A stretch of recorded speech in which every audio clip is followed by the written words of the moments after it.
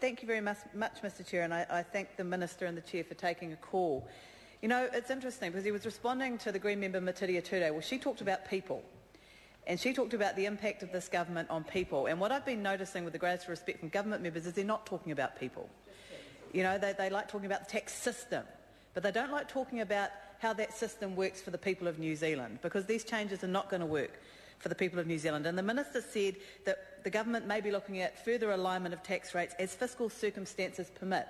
Well, fiscal circumstances don't permit these changes that are happening in this budget and in this legislation. In fact, we have a $500 million hole. From a government that promised not to borrow to fund tax cuts, we have a nearly $500 million hole. So members on this side of the House would argue that, in fact, fiscal circumstances didn't permit for these changes. So why would we have any confidence that the government would wait for fiscal circumstances to permit for further changes? He also mentioned the revenue windfall that's going to come from the alignment of the trustee rate, the trust rate and the personal income tax rate. Well, if there's going to be such a windfall, why are we increasing GST?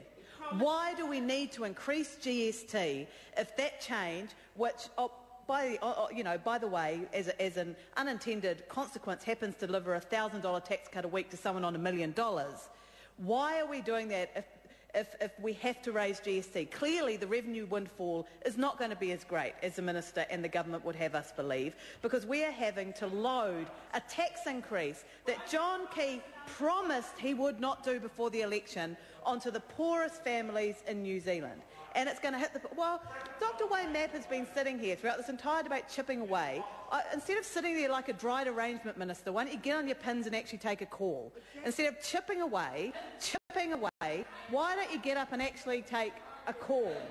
Because this is a Minister of Research, Science and Technology that has gutted funding for research, science and technology, has not been a good advocate for that sector, and that has continued in this budget. Less than half the money that was in place when Labor left office is now in place, and he expects scientists to be happy for that.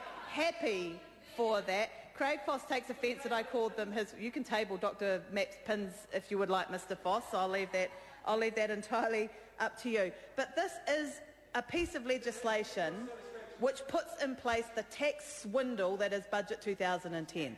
And it is based on broken promises. Three main broken promises. One, the government swore black and blue before the election that they would not increase GST. Less than 18 months later, we are passing a piece of legislation that raises GST 20%. That is a broken promise.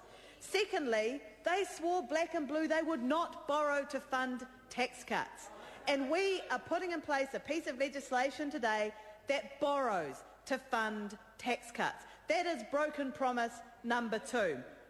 Broken promise number 3 is that no one will be worse off. No one will be worse off. Well, by the government and Treasury's own figures, someone on the average wage will be $30 a week worse off under this regime when you factor in GST and inflation. And isn't it interesting that the government's tax calculator that they had up on Treasury's website, the government's tax calculator factored in inflation at less than 2%. Factored in inflation at less than 2%, when the budget document said 5.9%. What kind of swindle is that, when the government's own tax calculator is deliberately producing misleading figures in order to make the number... Don't point at me, Dr Matt. Stop sitting there like a dried arrangement, get up and actually make a speech, instead of doing it from the comfort of the chair, where you haven't bothered to get up to explain to scientists in this country why you've slashed their funding since coming into government and becoming their minister. Do you know that there were a number of scientists laid off at ESR this week? Why?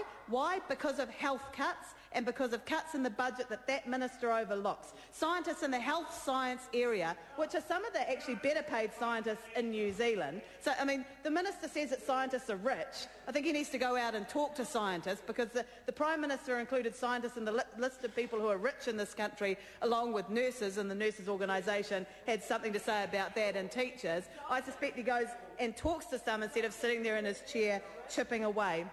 And I'm going to have a lot more to say about housing in the budget debate speech as well, because when you look at how this is being paid for, you see that the government that went on and on about how they were going to be great for state house tenants, a $100 million cut in the procurement and building, Mr Chair. David Shearer. Do you want to take another call on